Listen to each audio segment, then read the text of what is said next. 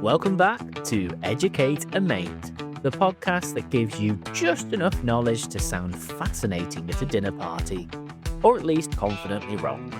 Quick disclaimer, this is for educational and entertainment purposes only. It's not scientific or biological advice. Today's topic, the Coelacanth, a fish that was basically thought to be extinct until it casually turned up alive like it had just been on a very long lunch break. Let's dive deep down off the coast of Madagascar and get right into it. He was in Italy. I was in Italy. He was doing research for the podcast. Technically, yes. Yeah. I actually did go somewhere and I was not expecting to see what I wanted to see, but I saw what I wanted to see. And So we're going to go through what I saw. You chopped a tree down blindfolded Yeah, how'd you know that? because you got to saw what you want to saw, but you didn't see what you see. Okay, first up, fun fact, hit me up. Oh, yeah, I'll hit you with a fun fact. It's a bit of a conspiracy fun fact. The majority of people out there own iPhones. Have you ever looked at the back of your iPhone or looked at the Apple logo? What do you see on the Apple logo? You will see an apple with a bite out of it. What relevance does that have to the company? There's many speculation out there. If you go to the headquarters in California, you'll see a massive picture of Alan Turing. And Alan Turing was the gentleman was at Bletchley Park that created the first official computer. So effective computing power. Decoding machine. Yeah. For the Enigma. Well, multiple ones actually. It wasn't just the Enigma. There's another one. Very good film based around him with Benedict Cumberbatch. Imitation Game, yeah. Really good film. 10 out of 10. Really good. But the apple was the apple that Alan Turing bit into and ate when I think he was committed suicide. I was going to say when he bit into an egg when he was listening to his iPod. No, he was found guilty, wasn't he, for homosexuality in the 60s? Was, yeah. And he was sentenced to chemical castration. So in doing so, I think he ate an apple that was poison that killed him. But then some people also say it relates to Adam and Eve and the apple that was bitten. My first thought was, what's his face? Newton with the... Oh, Isaac Newton. Yeah. It could be. Because apple fell on his head, didn't it? Yeah. The other one is Steve Jobs. His mum made a decent apple strudel one time. Nice. Dedicated to her. How did you know? How did I know? I'm a big strudel advocate. I'll let you know. I like strudel, all right? Okay. The fact was like, oh, it could be this, it could be this, and it could be this. Well, it's factual evidence I do like strudel, so that is a fun fact. You know what a fact is? I'm trying to think of a quick fact. Do you want a quick fact? Yeah. Why do coins have serrated edges? Well, I want to say, I feel like I know the answer to this. You don't know the answer to this? I think I do know the answer, but what do you think the answer is? Well, I don't know what the answer is. Oh, you don't know? I think I know the answer. So original coins themselves would be a certain weight of gold, and in doing so, you'd exchange the coin by just passing it to one person to another person. Yeah.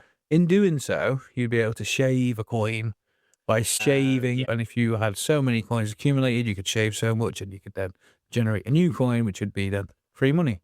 They put serrated edges on so you could see if a coin was shaved. Can you not serrate it and then just put the notches back in?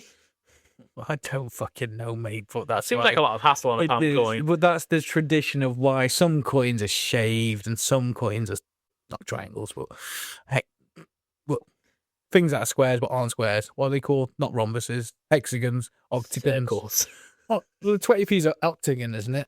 I don't know how many. Oh, that's a very good trivia question. What shape is the modern day 20p? Because I thought it was, I want to say octagon. Okay. Do you think it's a hexagon? Maybe it is a hexagon. No, I think... No, 1, 2, 3, 4. It's hexagon. It's got 5 edges. That would be a pentagon. 1, 2. What's hexagon? 4? Hexagon 6. 4's a square. Yeah. Square 20p. God, how can I be so clever but so fucking stupid? This guy's just gone over like our Polish ferry disaster, and now he's like... How many sides of the 20p are? 4. He's an octagon. It's got 8, because 2 and 8 make 8. 16. Illuminati confirmed. Oh, shit. 6. 1, 2, 3, 4, 5, 6, 7. It's a septagon. 7. I would not have guessed that in a million years. Oh, what? A sextagon? A septagon. Sectagon. Didn't even know it was a thing. I think it is a Septicon. Let me just double check that. Yeah, Septicon. No way. Septicon. No way. It's a heptagon. Oh, it's a heptagon, yeah, not a Septicon. I was like, I've never heard of that word before. I'm not wrong, though. The AI overview says a Septicon is another less formal name for a heptagon. So if anything, I'm just hip. Oh my God, you're so fucking hip, man. Jesus Christ, you have a Hollister jacket as well. Oh, shit, I do. I have a smoking jacket. My first gift to myself. I used the eBay. Right, so the podcast today. So what I want you to imagine... I'm imagining. Is it's the late 1930s. Yeah. And you are on a fishing boat. I'm about to see a Spitfire fighter on top of my heart. Actually, no, that was brought in 1939. That was Reginald Mitchell. Keep his eyes closed. Yeah, okay, 1930s. Whereabouts in the world am I? You are off the coast of Africa, Madagascar sort of area. Okay. Yeah. And there's a local Afrikaans fisherman. And you just happen to be on the boat. Is this West Africa? East Africa. Am I next to like Djibouti? Where the fuck's Djibouti? It's East Africa. Am I north or south? Oh, I'm more south on Madagascar. Like southeast. Southeast. Okay. Yeah? Yeah. And you're on a fishing boat. Yeah.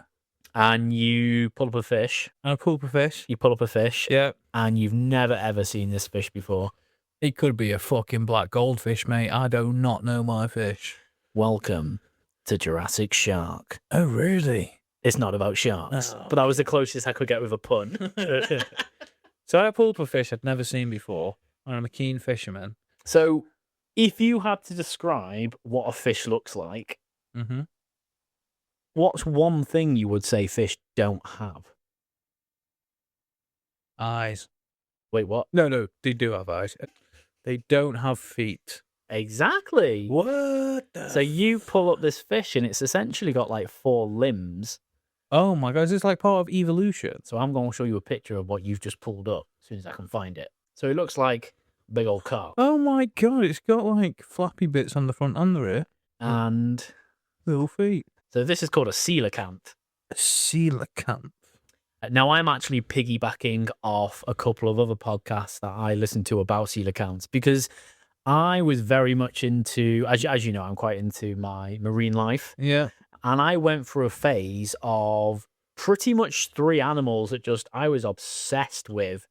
So one of them when I was really young was leopard seals. Oh, yeah, I know that. Have you seen them? Yeah, the seals but look like leopards. They are like leopards. Honestly, they're terrifying. Let me get a picture of one for you because... A leopard seal? It's like a leopard. Oh, fuck it. How? They're literally the fucking scariest things. They're like literally sharks. They're terrifying.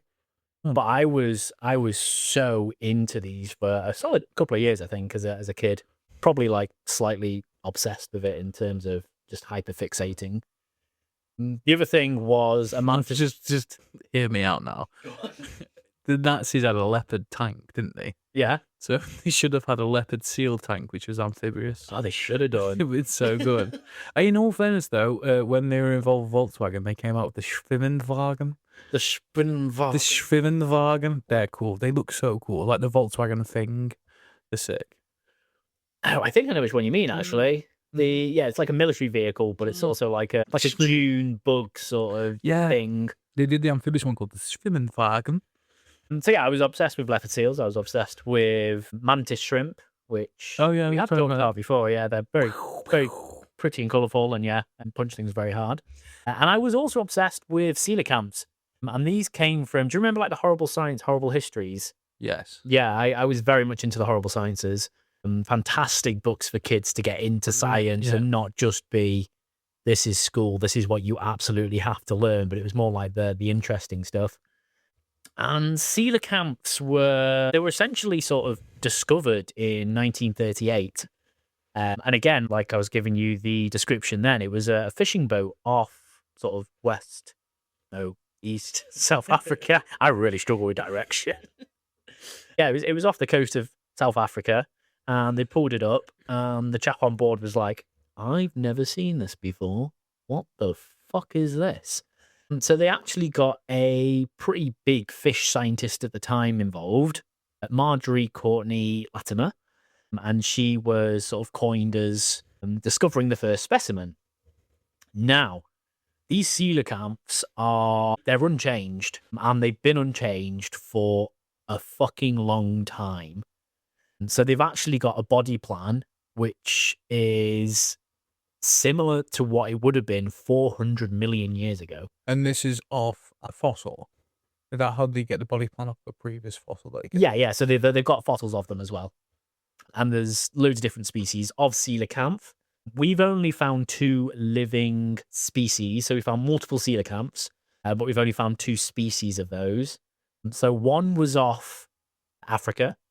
Yeah. And the other one was off Indonesia, on the other side of Indonesia. So it's not part of the same sea. Wow. So whether there are more lurking around is pretty interesting. But the reason I wanted to talk about these is I was chatting to a few colleagues the other day, and none of them really knew what they were. And I think I was under the impression that everyone must know what a coelacanth is, because I know what it is. That is how I was under the impression. I can't even pronounce it. Coelacanth. That's like me. Oh, what can I compare that to? Oh yeah, I was under the impression that everyone knew how to wire a loom.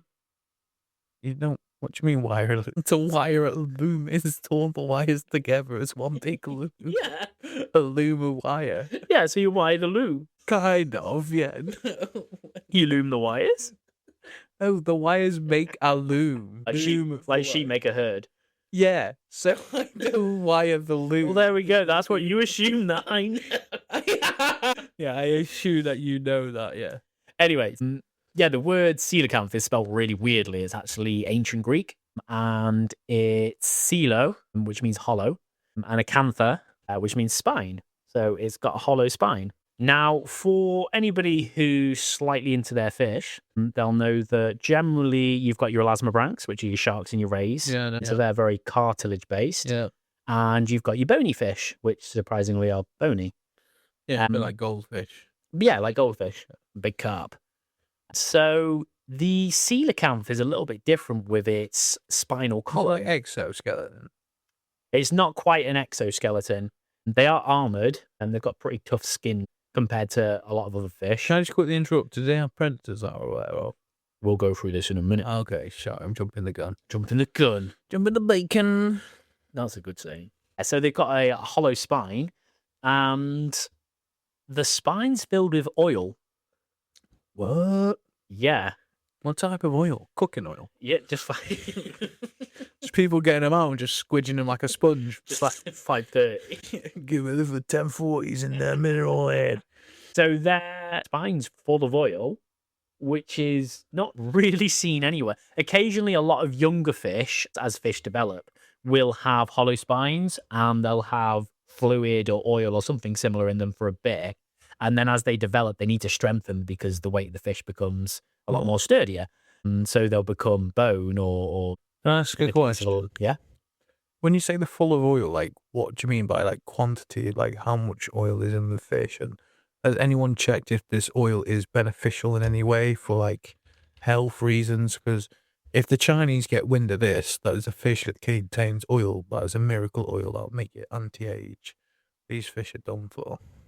Or let alone, if it contains too much oil, the Americans will be there. Luckily or unluckily for the coelacanth, there's not that many of them that often get studied. So a lot of the stuff I'm telling you is... I can see the webpage, mate. There's a few web pages. The webpage just is white screen with black writing. And it looks literally like the Greeks have uploaded that themselves. This is my website. Is it? Yeah, it's coelacanth.com. Oh, please visit it. No one knows how to spell it. They're just Seelo and then like, oh, that's a good point. That's why no coelacanth website is called coelacanth.com. Because everyone just ends up getting the Seelo Greens playlists. Anyway, so they have this sort of notochord, it's called, and it's a tube that's filled full of oil. What kind of oil, I couldn't tell you, but I assume sort of like a fatty oil. Yeah. Like a big old puddle of omega-3, I guess. Whether it's healthy or not, who knows? I'm going to say... Can I just... When you say oil, is it not like some people... Like some mammals like preserve fat? Like, would that not be an energy source for them? Like, because they wouldn't... So would it not be able to store oil to consume at a later date if it was Possibly. Like an energy source, if you know what I mean. Yeah, I understand what you're saying. And something that can be discharged quickly so it can move fast, maybe. So one thing that they do actually do, which might be relative to this, because at the end of the day, oil is lipid, isn't it? So it's a fat, essentially. There's buoyancy, maybe. Is buoyancy. So, and I'm going to go for a few things with the coelacanth which make them so bloody weird, and people have no idea about half the stuff they do. Some of the stuff they found out we've not seen anywhere else in other species. And we're just going to jump to the oil at the minute because we're on that topic. So a lot of fish will have a swim bladder. Yeah. So in the same way, sort of like ships or submarines will have certain pockets of air, which will keep them stable. Fish do a similar thing, and their swim bladder is filled with gas. Yeah. And that will keep them sort of semi-buoyant or buoyant or non-buoyant, depending on what kind of fish they are and where they need to be in the water. So I'm gonna reel off some stuff about this coelacanth. So again, 2 species. First species was found off a fishing trip when they accidentally caught it. And the second one was found in Indonesia. If you were to try and find a really rare fish, where would you look? Where would I look for a rare fish? I'd probably go to the canal in Stoke. I'd probably go to the Mersey. Okay. Okay, no, I'd probably go... Where's there a lot of fish all at once? I'm not the fish guy. You're the fish guy. I'd go to... Don't think about it. Like, if you needed a fish, where the fuck would you go and buy a fish? Doesn't have to be alive. Buying a fish now. Petso. Close. I'll give it to you. Buying a fish. I'm not buying a fish to cook or to fish to fart. Either or, but cooking's on the right lines. Tesco. Pretty close. So the second species was identified in an Indonesian market. Wow. In September 1997. What? From the second species? That was the second time it was found. So from 1933? 1938. 1938 to 1997. That's when the 2 species have been found. Species or the same? Individuals have been found, but before then. So yeah, so off the first species from East Africa, and then the second species, the Indonesian one, was found at a market in 1997. Yep. Wow. So it's quite the stretch. And they're slightly different in coloration. Yeah. Does the second species still carry an oil sac? Yeah, they're very similar in the way they're laid out. They're just slightly different in size and slightly different in colour and things like that as well. So as opposed to other fish, they have 8 fins. So they've got... Normal fish are two, one on each side at the front. Yeah. And the big fin at the back. I'm trying to count how many fins fish have now. Yeah, so it's the same as a human at 2 arms at the front as fins. Yeah. And then 1 big fin at the back, flipper. Yeah, so they've actually got 2 dorsal fins. And so generally most fish will have a primary and a secondary dorsal. I don't know what a dorsal fin. Dorsal fin is the shark fin on the back. Oh yeah, one of them as well. Yeah. If you think dorsal and ventral, if you look at something, you look dorsally or you look ventrally underneath. Okay. Yeah. This is very similar to port side and east side or whatever you're trying to tell me. Starboard. Port. They've got their pectoral fins, which is if you imagine a fish's chest, they sort of like come out there. Boobies. Yeah, boobies, the booby fins. And they've got their pelvic fins, which is surprisingly near the pelvis. They've got 1 anal fin, and then they've got their caudal fin as well. This guy has got agility and movement like unknown to fish. You'd think so. So that's why they actually do something that's a bit weird again to most of the fish. Not swim, it walks everywhere. So they do actually walk along the bottom. They're just like, they can swim as well, but they can also just go for a bit of a wander on the seafloor. This is crazy. So this was... Can I just quickly interrupt you? Do you remember a few years ago, there was a Guinness advert, and the Guinness advert was... And it was... And it had the rhythm of life as the background. The rhythm of life. And then it evolved and it walked out of the sea. Yeah. This is what was walking out the sea? That's what was walking out the sea. This guy? Not exactly this guy, but close. Common ancestor. Wow. So in terms of evolution, this kind of really, really helps define the evolution, which to be fair, in 97, it probably was still seen as a theory. But this kind of really strengthens the idea of having common ancestors between sort of like amphibians and fish. Yeah. So, for example, you've got your salamanders and your frogs and things that will live on land, but can still go in the water. Yeah. And then you've got, obviously, the vast majority of fish will stay in water for their entire lives. But coelacanths, these things that kind of have the little legs and have a few weird things going on, but they do spend a lot of time in water. Yeah. So then at some point, it's sort of theorized. They made the theory. Became theoretical. Theosized. Yeah, you've got me. We're both educated people with BSc honours, and we just don't know what theosized means. They give degrees to anyone nowadays. I'm not a smart guy. So that they might be able to, their ancestors, as they sort of continued to evolve and natural selection took place, they may well be able to crawl out the water and then go back into the water and crawl out the water. Okay. So pretty interesting stuff, to be fair.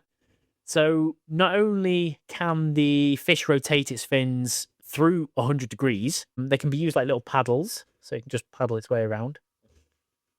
You can't see what I'm doing because this is a podcast, but I'm moving my arms around. Just floating around the studio. He's like, I've got feet, and then I got the fins, and I got the feet. I'm a coelacanth now. But they are also equipped with an electroreceptive rostral organ, which can be used to locate prey at the bottom of the sea. So Tell me more on that. This sounds interesting. So electroreception is seen in a few types of fish, mostly sharks and rays. And they've basically got these little nodes at the front of their face, and they will detect electronic signals going through, well, anywhere really. But they're amplified through the water.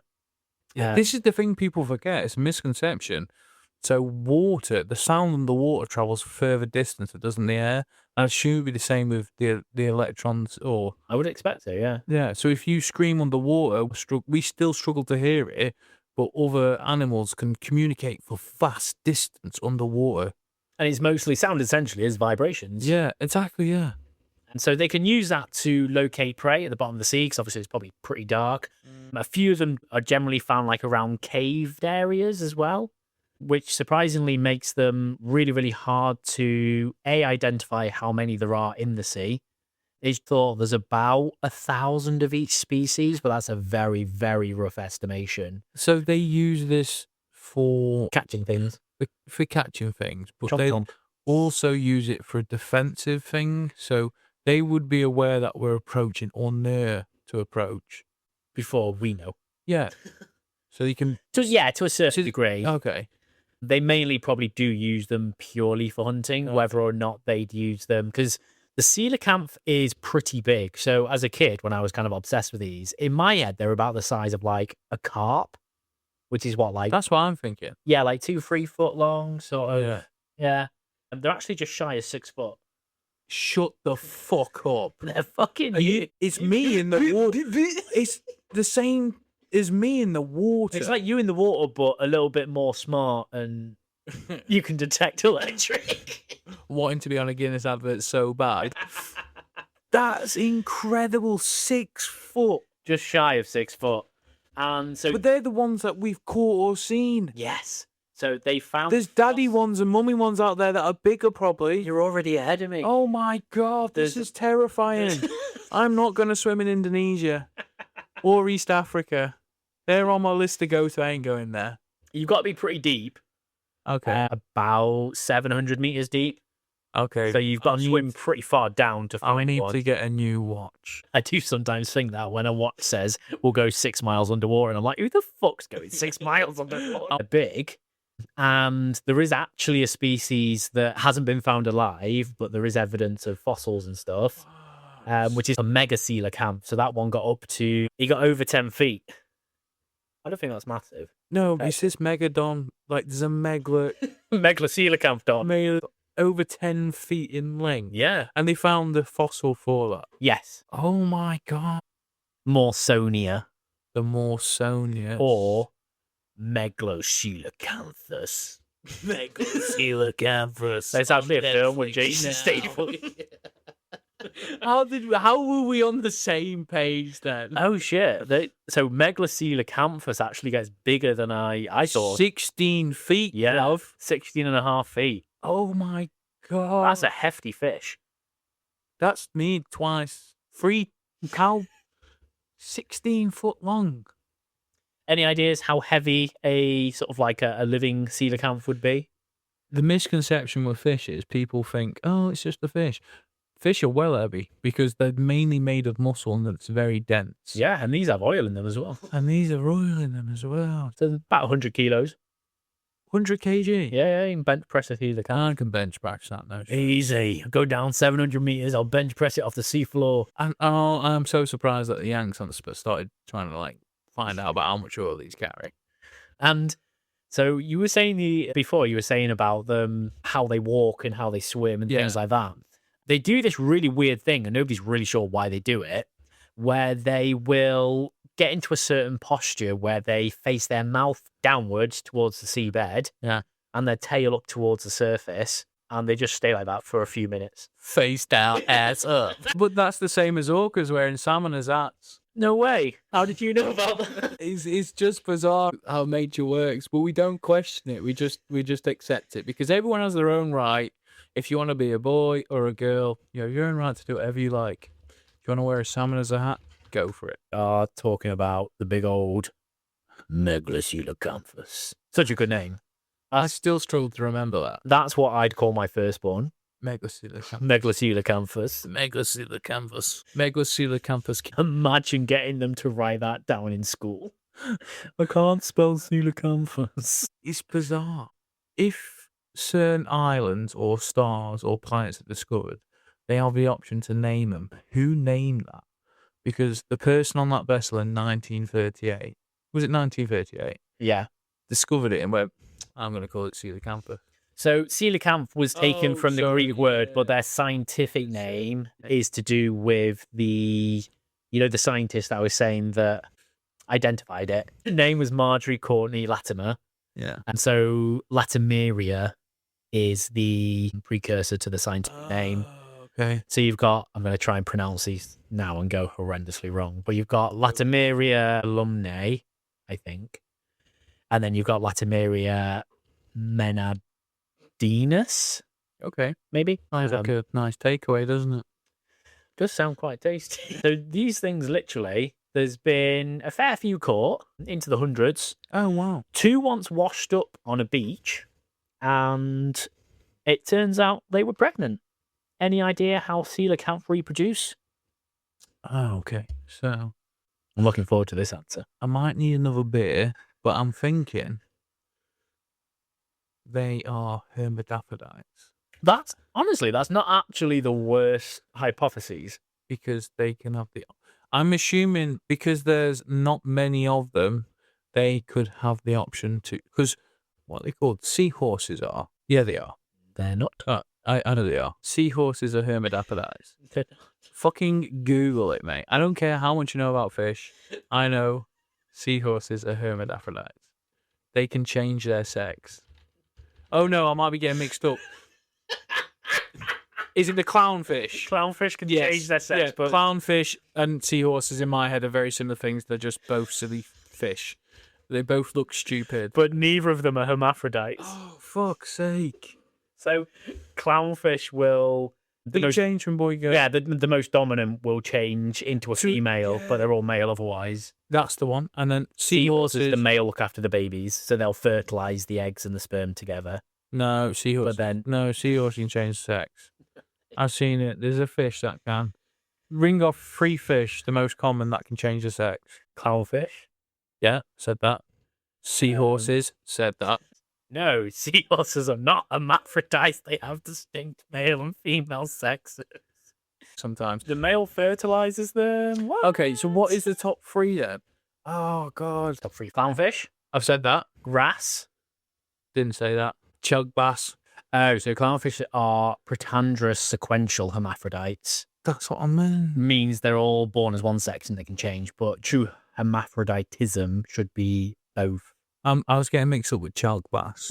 Fuck off, you don't even know what chug bass looks like. It says hermaphrodite. Is chug bass on that list? Chalk bass is on that list. Oh, okay. You can see the misconception between... And you can see my screen. Seahorses and chug bass. Yeah, anyway, we are definitely going off the... we'll go back to the tiny text that you can't read. So yeah, how do coelacanths mate? How do they have the little babies? We've established. Do they have little babies? Maybe there's a set number of them, and then once they died out, they're gone. I'm going to say that this is proper far-fetched now, because the majority of fish have eggs. Yeah. I'm going to say that they have natural live birth.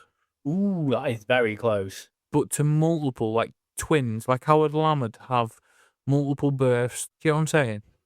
Yeah, so you're kind of technically right. So a lot of, especially things I like... was right before about the frickin' seahorses, but you rejected that. But It was wrong. So fish are what's known as oviviparous. yes. So viviparous is giving birth to live young. And ovi is within the... Oviviparous is the young are fertilized inside the female fish, and the fetuses develop inside her. Yeah. Until when eventually they are born. The eggs are actually larger than the eggs of any other fish species and can have a diameter of about 3.5 inches. Well, I'm not surprised when they are Pretty like big. 6 foot and go up to 16 foot. And so with sharks, so things like lemon sharks, for example, they will internally fertilize. That was the word I was looking for. They will internally practice cannibalism.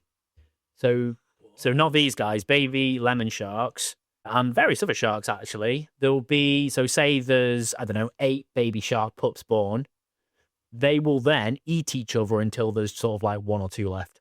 And they'll become stronger by eating their brothers and sisters. As you do. That's wild. It was thought that coelacanths did the same thing because they're kind of similar to some ways to sharks and rays. But they're not actually believed to do so now. Neither do they feed on the large egg yolks before they're born, and yet the gestation period is probably about 12, 13 months. But they literally know nothing. So the male and female coelacanth, the females, from what they can tell, are females because they have the young inside them. The males don't seem to have any sexual organs at all. Yeah. No penis. So this is the same as eels. Somebody said this to me the other day. So the Sigmund Freud, Yeah? the psychologist, was fascinated with eels prior to becoming extremely well known, and he carried out multiple research on the growth and the sex of eels, and they managed to get a time frame of the length of an eel life, and they don't get sexual reproductive organs till a certain growth within their lifespan. So this is actually what they think might be the thing, is they must develop them at a certain point, and they've just not found, or maybe around a certain season or temperature or something similar. Yeah. But they can't prove anything because they literally don't know, which is fascinating. Yeah, it is. And this is the thing, in 100 years, you'll be like, oh, it's common knowledge. Everybody knows what the coelacanth is and how to spell it. And they'll have them as pets in their home. Yeah. You just have to have like this big tank. Oh, that's another good point. So the reason that coelacanths don't really exist in aquariums is mainly due to the pressure. As soon as they're brought up to the surface, they generally die because of they're really used to high pressure. Because they live in 700 meters underwater. That'd be great where I work. Always under pressure. They've got a lot going on. That is wild, isn't it? Could you not then... Oh, you want to try and keep one now, don't you? Well, it's very costly, isn't it? To say, like, something down there to catch them, to bring them back up. Yeah, so I think that's the issue, is nobody... Because they're probably very, very endangered. We've not caught that many of them since the 1930s. And everyone we caught is dead or will die. We've caught 2 living ones. The rest of them, generally die, or we found dead, or they wash up dead, or... I just imagine the guy at the Indonesian wet farm market. You're like, oh shit, still living one on Earth so far that we've got. Critically endangered. Burger. So the coelacanth wanders around, it does its thing. They also have a cranium with a movable front part. So Cranium is in brain? Yeah, cranium is in skull. Oh, okay. So they can actually open their mouth and essentially, like the old snakes can dislocate their jaws and things like that. Why are you laughing? They can open their mouth and talk. That's what I thought you was about to say. I'm actually a coelacanth. They walk among us. Anyway, so they can actually open their mouth ridiculously widely, And like I was saying with snakes, they're known for dislocating their jaws. They can't actually do that. They've got elasticated Is this jaws. to devour? To eat things whole. Chomp chomp. Coelacanths can essentially dislocate their jaw. The lower jaw is attached to each side of the head with tandem joints. And so there's no real upper jaw. So it's essentially a skull and then a lower jaw. And instead of a normal upper jaw, the coelacanth is instead equipped with tooth bones at the front of the palate. That's split. No, just tooth bones. Tooth bones. Toothed bones. Oh, sorry, I thought you meant two bones. Not two bones, no. Okay, toothed bones. And that basically means they can eat all sorts of stuff. So they've seen to be eating things like squid, cuttlefish, small sharks, fish, and they're generally thought that they sit and wait for these. I hope they enjoy plastic. That's a good point, actually. I wonder if plastic has been found in coelacanth. It's found. Probably has. It's disgusting, mate. You've been watching some David Attenborough, haven't you? It makes me want to cry. Okay, well, I've got something else that'll make you cry. It's the arrangement of the heart of the coelacanth. Oh, no, he's got heart disease already. No, it's all arranged in a really straight line. What? Yeah, so their heart, literally most other animals, at least I know, their heart will be sort of like a rounded shape of some description. Yeah. Coelacanth actually have sort of like a straight line of heart. So the auricle, ventricle, and so on and so forth, they're arranged in sort of like a straight line. Probably the best way of doing it, is it? Huh? And that's supposedly the most primitive heart construction found in pretty much any vertebrae in anything we've found so far. It pretty much was a rate of evolution then. Yeah, so this was, when it was first discovered, there was massive things about, is it a living fossil if it's still technically living? Is it a fossil? We found it, but it's not real, but it is real. It was thought to be a hoax quite a lot. But there's only really two fish that share a few of these characteristics that share it with the coelacanth, and these are generally lungfish. I don't know if you've ever seen an African lungfish. So they're the fish that can come out of the water for quite a long time. Oh, no, and they end up in, like, clay in buildings. Yeah. And they put them in a building. And I don't think they mean to put them in the building. Yeah, and then they go, but like, yeah, because they get caught in droughts very heavily. Yeah. And then they build from the mud. And a few types of sharks are very, very primitive in their similar sort of biology. But these guys, whilst they've also got all these weird things going on, they've actually got nostrils, and the nostrils are linked to the mouth cavity, which means that the fish can use them to breathe. Oh, so they're like Colombian as well.